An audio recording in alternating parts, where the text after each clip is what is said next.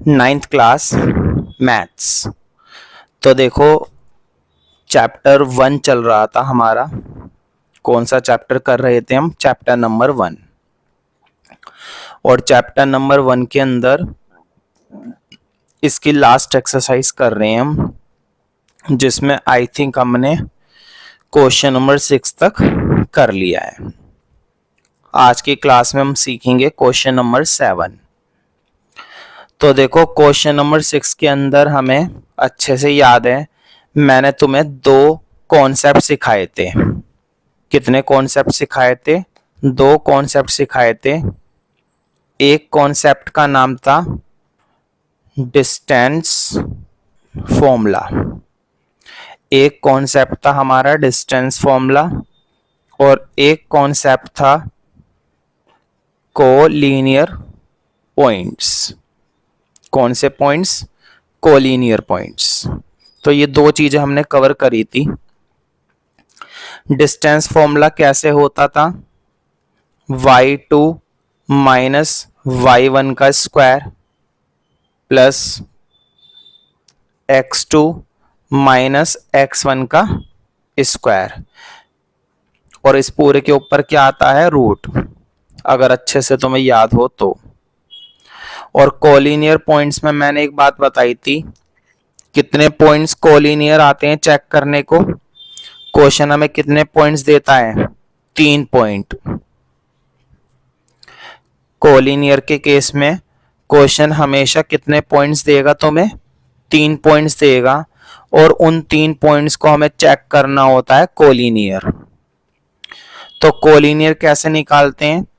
हम 3 distance calculate करते हैं, ए बी, बी सी और ए सी, और फिर कोई से भी 2 डिस्टेंस को ऐड करके तीसरे के बराबर आना चाहिए।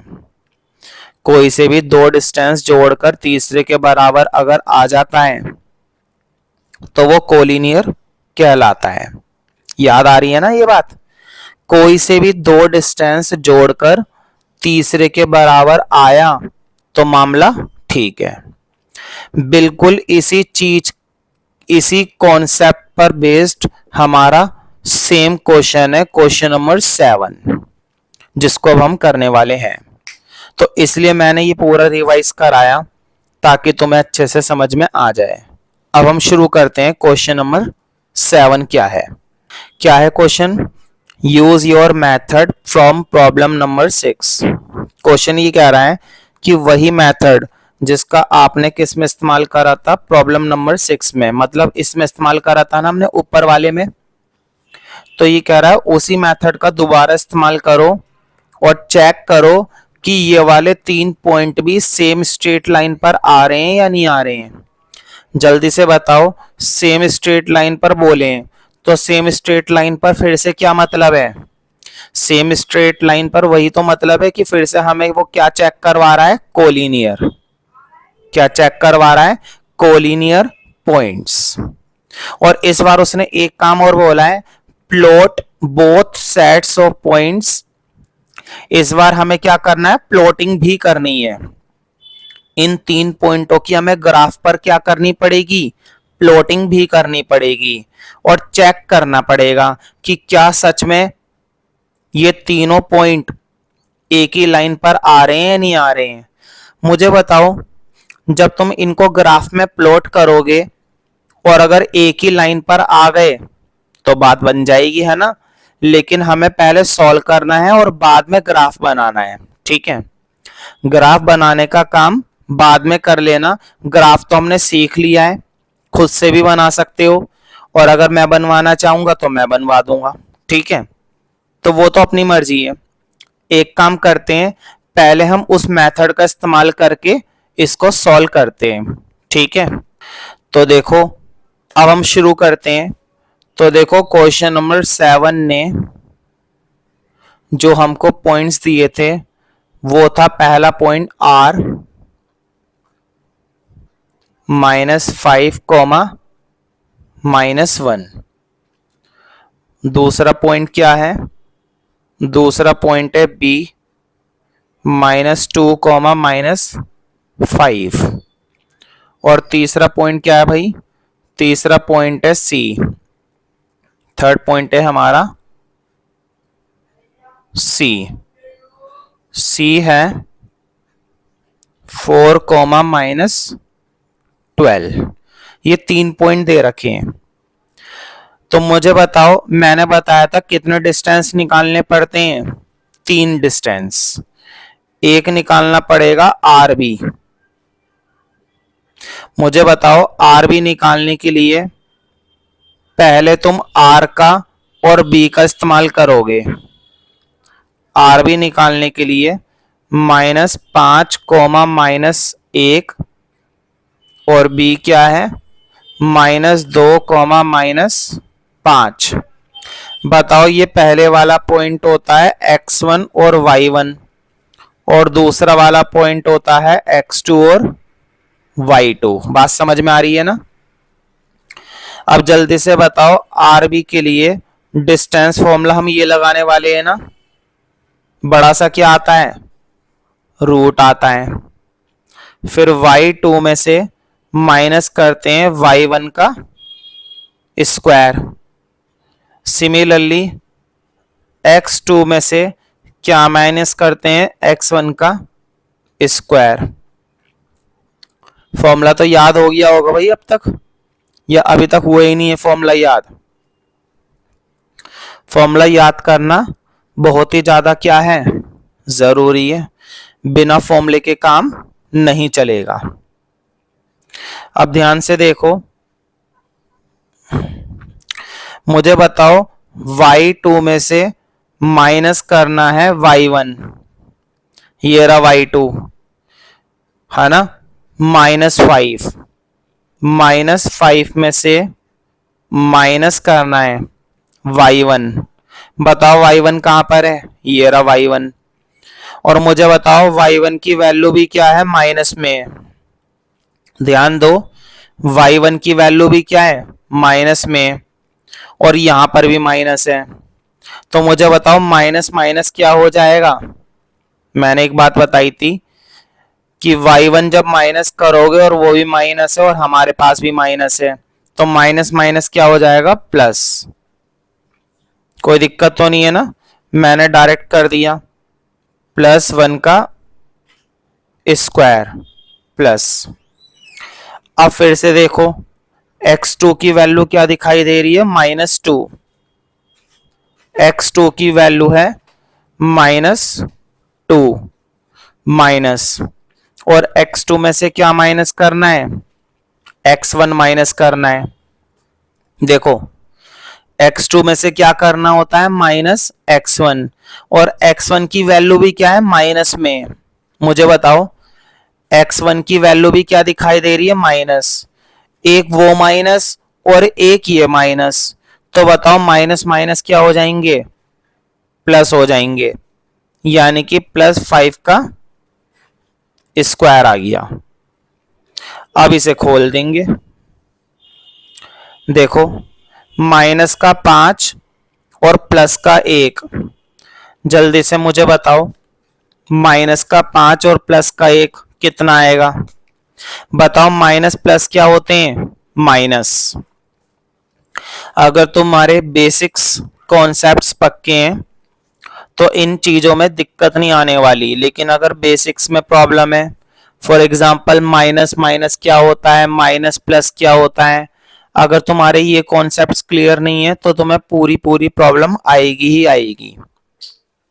तो माइनस प्लस क्या हो जाते हैं, माइनस, यानी कि -5 में +1 करोगे तो माइनस का 4 आएगा, प्लस। अब बताओ माइनस प्लस क्या हो जाते हैं, माइनस। तो 5 में से 2 जाएंगे, कितने बचेंगे, 3।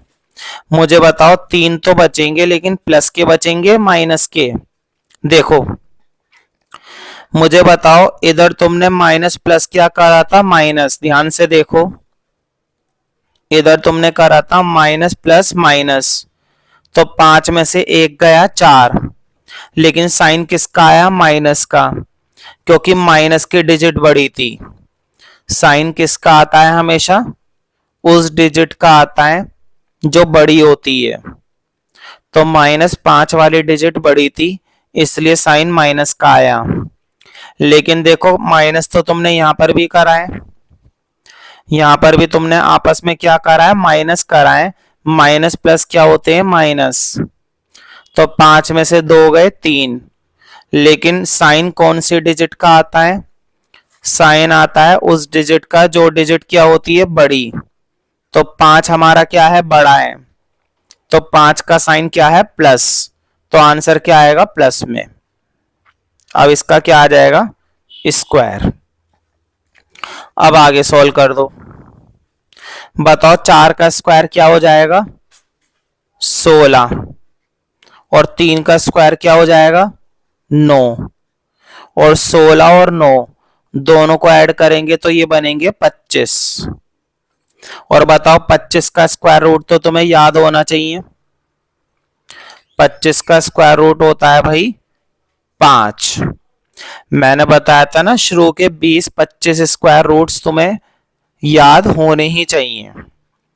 तो देखो आर बी की वैल्यू कितनी निकल गई, आर बी की वैल्यू आई है 5।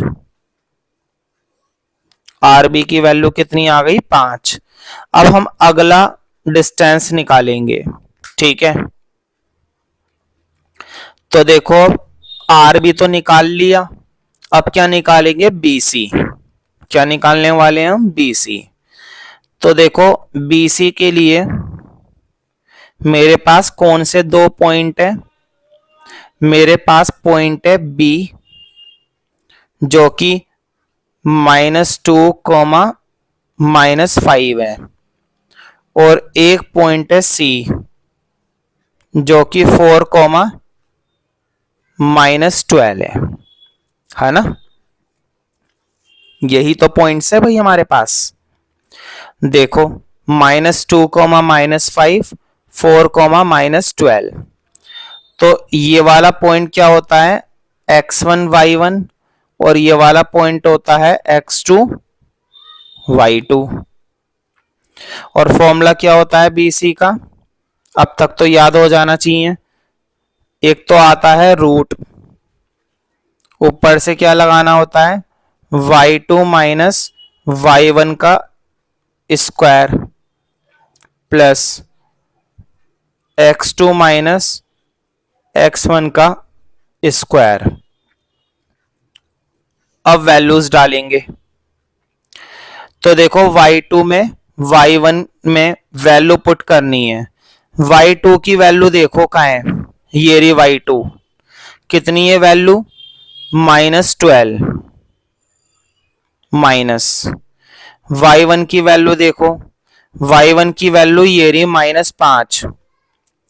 मुझे बताओ y1 की वैल्यू में भी माइनस आ रहा है ना, और हमारे पास भी माइनस है, तो माइनस माइनस आपस में क्या हो जाएंगे, प्लस हो जाएंगे। तो ये बन गया हमारा होल स्क्वायर प्लस। अब ध्यान से देखो x2 में से x1 माइनस, x2 की वैल्यू क्या है, 4, माइनस x1 की वैल्यू क्या है, -2। मुझे बताओ अगर x1 की वैल्यू -2 है तो माइनस माइनस फिर से क्या हो जाएंगे, प्लस हो जाएंगे। तो +2 का क्या बन जाएगा, स्क्वायर। बताओ इधर भी माइनस और उधर भी माइनस, तो माइनस माइनस क्या हो जाने चाहिए, प्लस हो जाने चाहिए।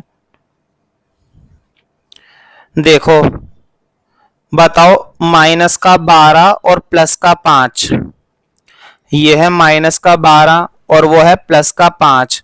तो माइनस प्लस क्या होते हैं, माइनस प्लस होते हैं माइनस, मतलब हमें इन्हें क्या करना पड़ेगा, माइनस करना पड़ेगा।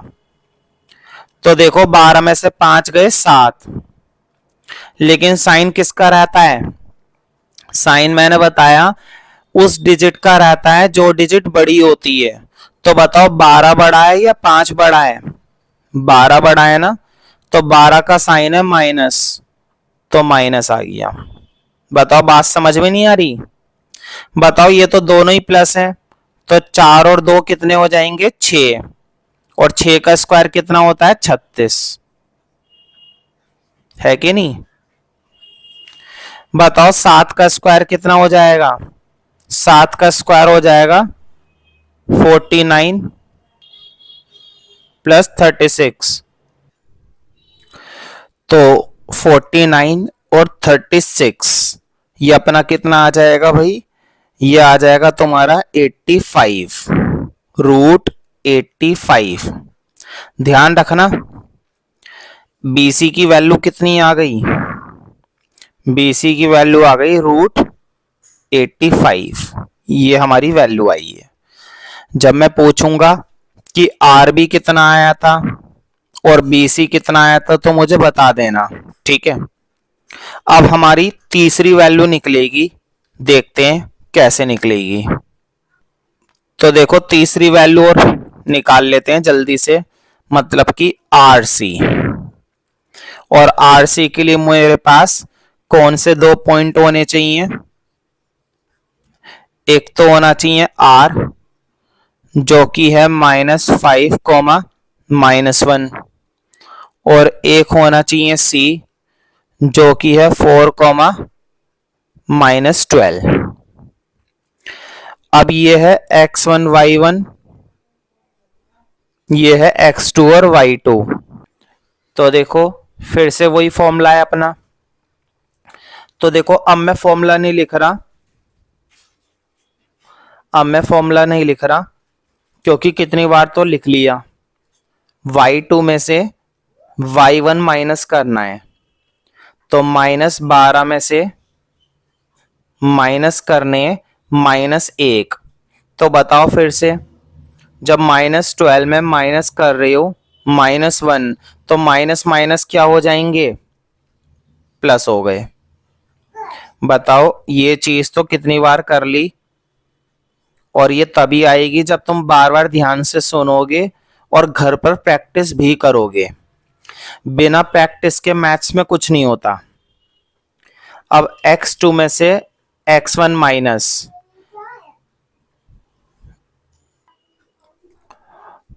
तो देखो आसान सी चीजें,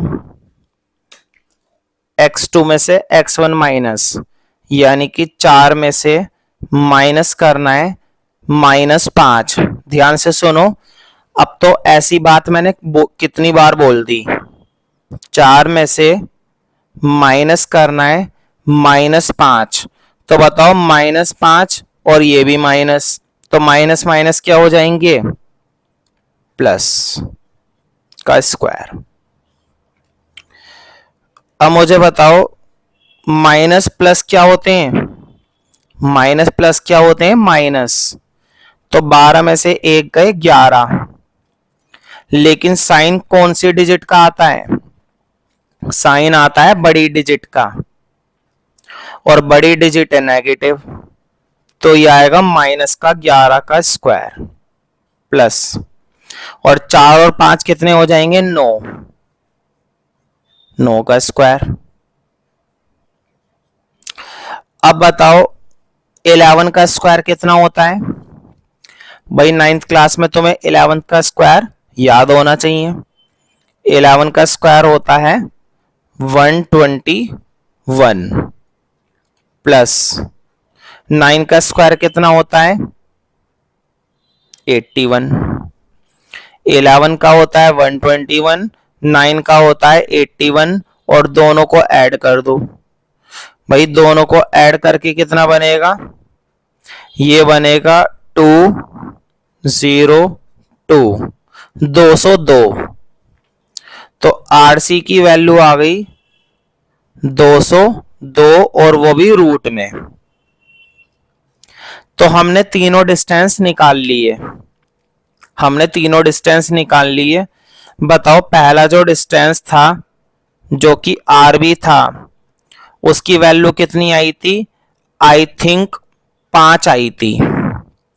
और जो दूसरा डिस्टेंस अभी अभी निकाला था उसकी वैल्यू आई थी आई थिंक √85 आई थी ना? बताओ यही वैल्यूज तो आई थी हमारी। तो मुझे बताओ कोई सी भी दो साइडों को जोड़कर क्या तीसरी के बराबर आ रही है?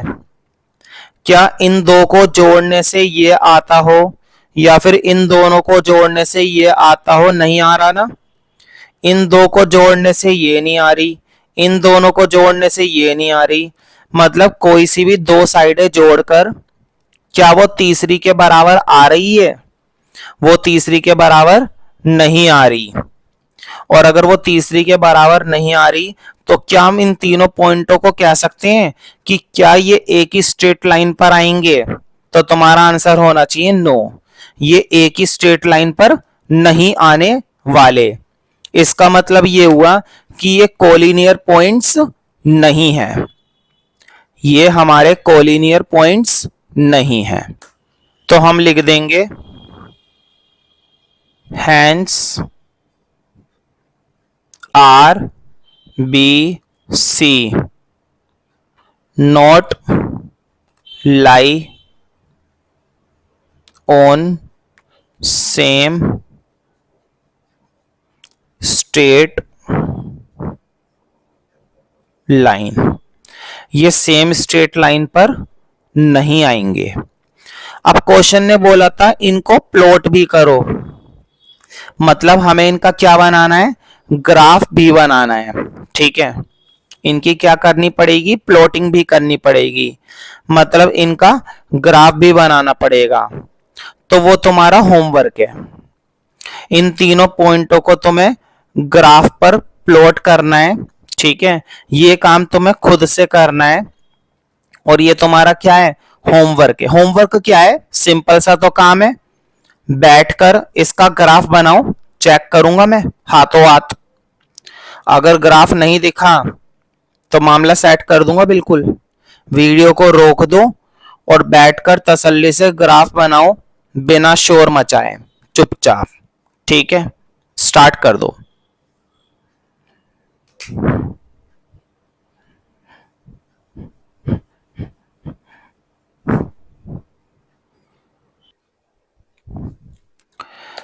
देखो नेक्स्ट क्वेश्चन देखते हैं। उम्मीद करता हूं तुमने ग्राफ बना लिया होगा, बनाना ही पड़ेगा वरना पता है पनिशमेंट भी मिल सकती है ना। ठीक है, तो देखो नेक्स्ट क्वेश्चन को करने से पहले तुम्हें कुछ बातों को समझना पड़ेगा। मुझे बताओ, ये बेसिक बात हमें पहले से ही मालूम है कि अगर कोई ट्रायंगल होता है हमारे पास, क्या होता है? ट्रायंगल। तो ये जो ट्रायंगल होता है इसके जो कॉर्नर के पॉइंट्स होते हैं, कितने पॉइंट्स होते हैं ट्रायंगल के केस में? हमारे पास 3 पॉइंट होते हैं। ट्रायंगल के केस में वी हैव ओनली 3 पॉइंट्स। ठीक है, जिसको मैंने नाम दे दिया ए बी सी। तो ये जो 3 पॉइंट्स होते हैं ना, इन 3 पॉइंट्स का नाम होता है वर्टेक्स। क्या बोलते हैं इनको? वर्टेक्स बोलते हैं। वर्टेक्स बोलो, और कलेक्टिवली इन तीनों को बोलते हैं वर्टिसेस। क्या बोलते हैं? वर्टिसेस। तो बताओ ट्रायंगल के केस में कितने वर्टेक्स होते हैं? ट्रायंगल के केस में हमारे पास कितने वर्टेक्स होते हैं? 3 वर्टेक्स, ए बी सी।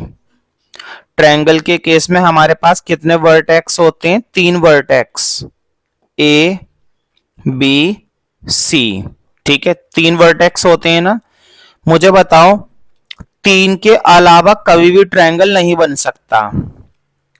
जब भी अगर हमें कोई ट्रायंगल बनाना है तो ट्रायंगल बनाने के लिए हमारे पास कितने वर्टेक्स होने चाहिए? 3 वर्टेक्स होना कंपलसरी है। ठीक है, अब क्वेश्चन नंबर 8 को करने के लिए एक चीज और समझनी पड़ेगी हमको। तो देखो, वर्टेक्स के साथ साथ अब हम इसके अंदर कुछ और एक दो चीजें ऐड करते हैं। ये बात तो हमें पता चली गई कि जिसके 3 वर्टेक्स होते हैं उसको हम क्या बोलते हैं? ट्रायंगल। उसको क्या बोला जाता है? ट्रायंगल। अब हमें ये देखना है कि अगर मैंने ऐसे एक ट्रायंगल बनाया और ट्रायंगल के अंदर मैंने एक एंगल कितने डिग्री का लगा दिया? 90 डिग्री। इस ट्रायंगल के अंदर एक एंगल हमने कितना लिया है, 90 डिग्री। तो देखो 90 डिग्री वाला जो ट्रायंगल होता है, इस ट्रायंगल का नाम होता है राइट एंगल ट्रायंगल। इस ट्रायंगल को हम क्या बोलते हैं, राइट एंगल ट्रायंगल। तो देखो राइट एंगल ट्रायंगल की खासियत ये होती है कि इसके अंदर एक एंगल हमेशा कितने डिग्री का दिखाई देता है, 90 डिग्री। तुम देख सकते हो यहाँ पर ये जो हमारा एंगल है वो कितने डिग्री का है, 90 डिग्री का। सही बात है। अब एक ट्रायंगल और देखते हैं, ध्यान से देखना। मैंने तो देखो अब जो मैं ट्रायंगल बनाऊंगा वो थोड़ा सा अलग है, क्योंकि अगर वही बनाना होता तो फिर क्यों बनाता। ये मैंने एक और ट्रायंगल बना दिया।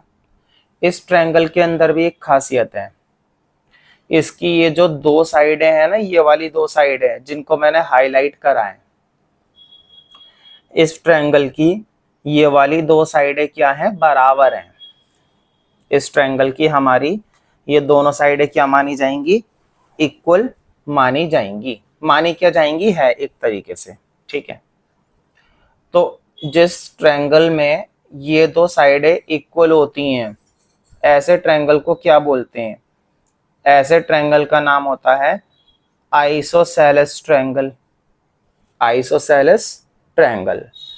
मैं क्यों इन दो ट्रायंगल के बारे में बता रहा हूं, तो देखो इन दो ट्रायंगल के बारे में इसलिए बताया जा रहा है क्योंकि जो क्वेश्चन नंबर 8 है हमारा, वो इन्हीं दो बातों पर आधारित है, एक तो राइट एंगल और एक आइसोसेलेस। अब मुझे बताओ, अगर मैं इन दोनों प्रॉपर्टी को, इन दोनों ट्रायंगल को इकट्ठा कर दूं, मिला दूं, इन दोनों ट्रायंगल को क्या कर दूं, इकट्ठा कर दूं, मिला दूं, तो क्या होगा। ध्यान दो, ये 90 डिग्री का एंगल था, यहाँ पर ये जो एंगल है कितने डिग्री का है, 90 डिग्री का है। और उसके साथ साथ मैंने ये भी बोला कि ये वाली दो साइड है बराबर भी हैं। बताओ, ये वाली साइड और ये वाली साइड मैंने साथ में एक बात और बता दी कि ये बराबर भी है। तो मुझे बताओ 90 डिग्री भी मिल गया, है ना। इसके अंदर हमको 90 डिग्री भी मिल गया और दो साइडें बराबर भी मिल गई।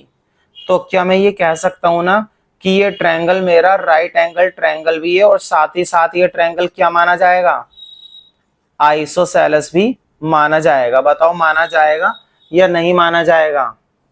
तो ये ट्रायंगल दोनों खासियत लेकर चल रहा है, इसने 90 डिग्री भी लिया और साथ ही साथ ये दोनों साइडों को क्या कर दिया, बराबर भी कर दिया। ठीक है।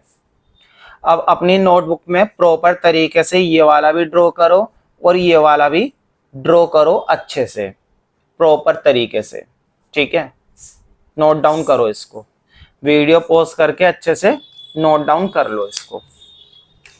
अब हम करेंगे इसके बाद क्वेश्चन नंबर 8 स्टार्ट।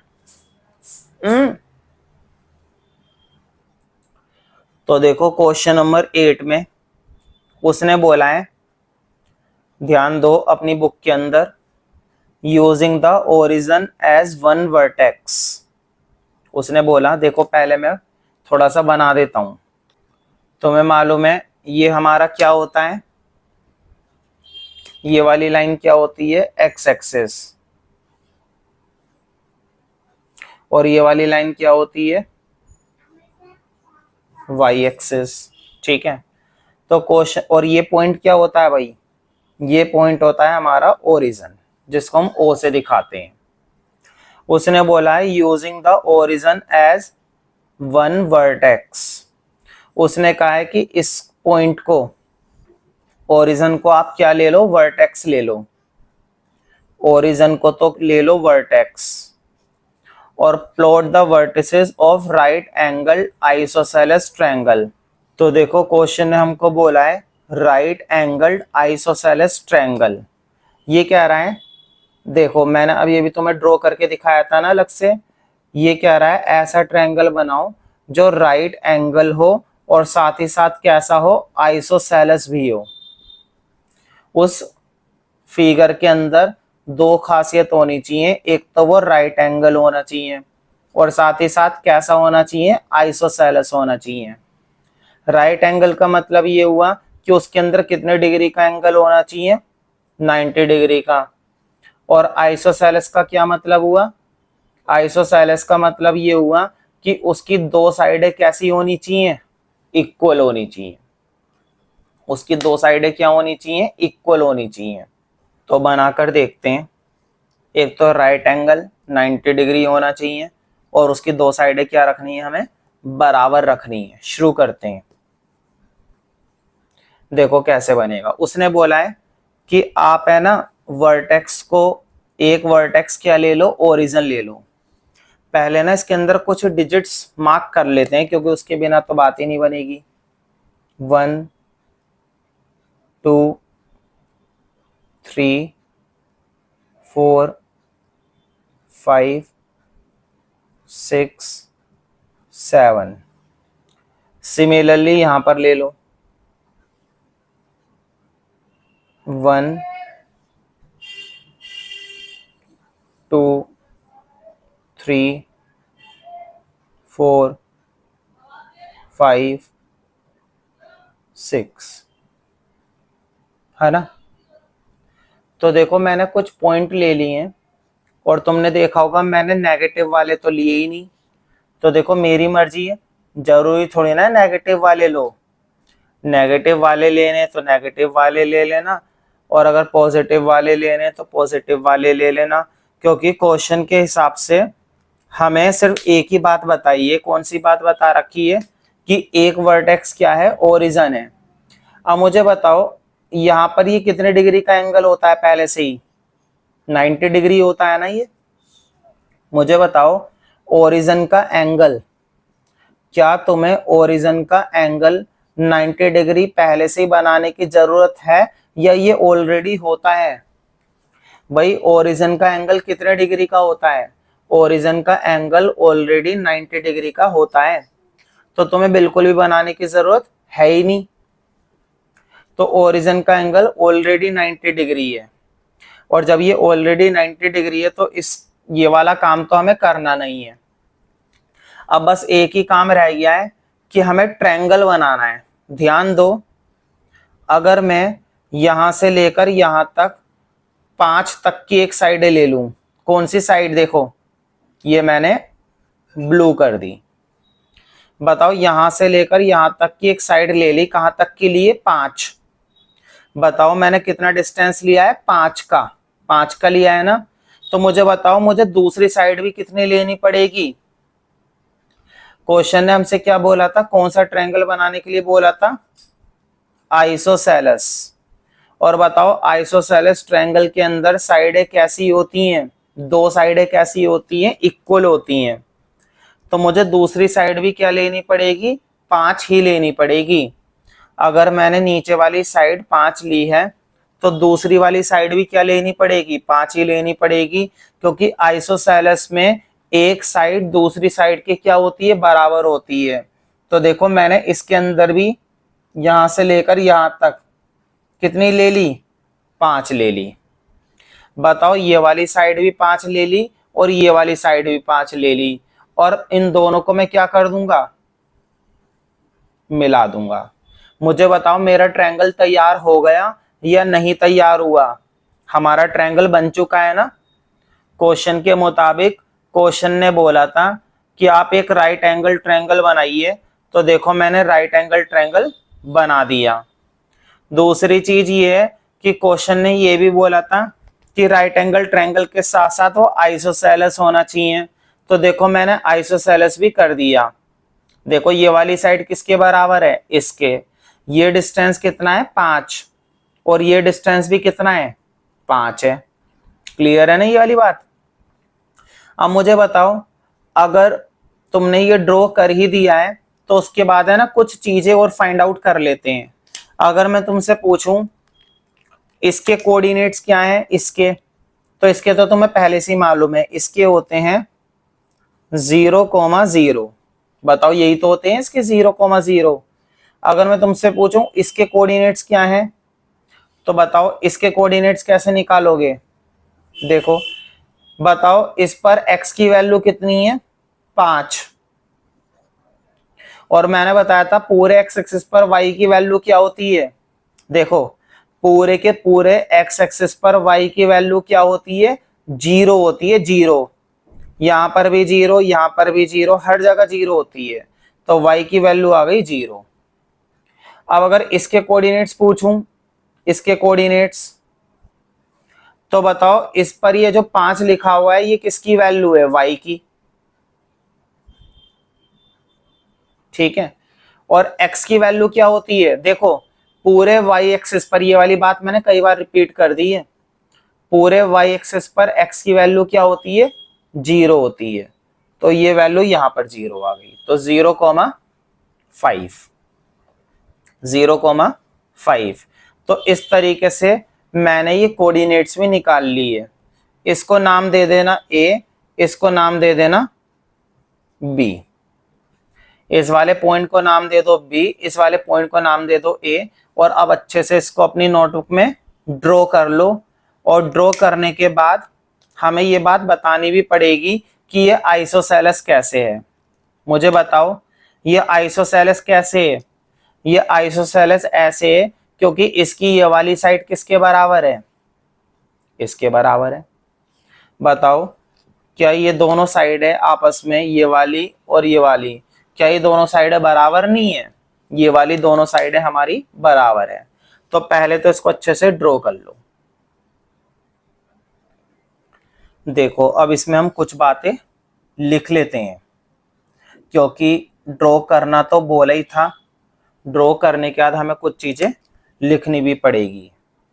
अब मैं थोड़ा साइड में बना देता हूं। जैसा कि तुम्हें याद होगा कि मैंने फिगर में जो ट्रायंगल बनवाया है उसके अंदर दो खासियत है। ये ट्रायंगल मैंने बनवाया है और ये जो 90 डिग्री वाला था ये ओरिजिन था। इसको मैंने क्या नाम दिया था? ए। और इसको नाम क्या दिया था? बी। मतलब मुझे ध्यान नहीं है, पता नहीं शायद मैंने ए इधर दिया था या बी उधर दिया था। आई थिंक इसको ए ही दिया था, उसको बी ही दिया था। वो देख लेना तुम अपने हिसाब से, है ना, फिगर में। वो तो मैंने रब कर दी। तो देखो जो 3 वर्टिसेस हमने निकाले हैं क्वेश्चन में, जब अभी हमने फिगर बनाई थी, तो वो जो 3 वर्टिसेस निकाले थे वो बताने पड़ेंगे कि वो कौन कौन से 3 वर्टिसेस थे। 3 वर्टिसेस आर। तो वो कौन कौन से 3 वर्टिसेस थे?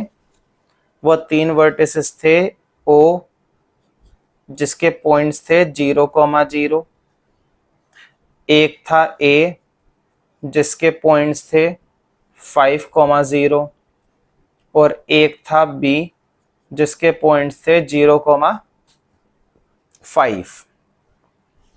और मुझे बताओ ये वाली जो साइड थी ये 5 थी, और ये वाली जो साइड थी ये भी कितनी थी? 5 थी। बताओ दोनों साइडें कितनी थी? 5-5 थी ना। अगर वो दोनों साइडें बराबर थी, 5-5 थी, तभी तो वो क्या माना गया था? आइसोसेलेस। ठीक है। तो बताओ ओ से लेकर ए तक का जो डिस्टेंस था, ओ से लेकर ए तक का डिस्टेंस, ओ ए, जो कि कितना था? 5 यूनिट। और ओ से लेकर बी तक का जो डिस्टेंस था, ओ से लेकर बी तक का, ये भी कितना था? ये भी हमारा था 5। ये दोनों डिस्टेंसेस कितने कितने बताए थे? 5 बताए। क्या थे? हमने लिए, हमने करें। और एक बात हमें पहले से मालूम है कि ये साइड है आपस में परपेंडिकुलर थी। ठीक है। तो हम ये कह सकते हैं therefore O A B is a right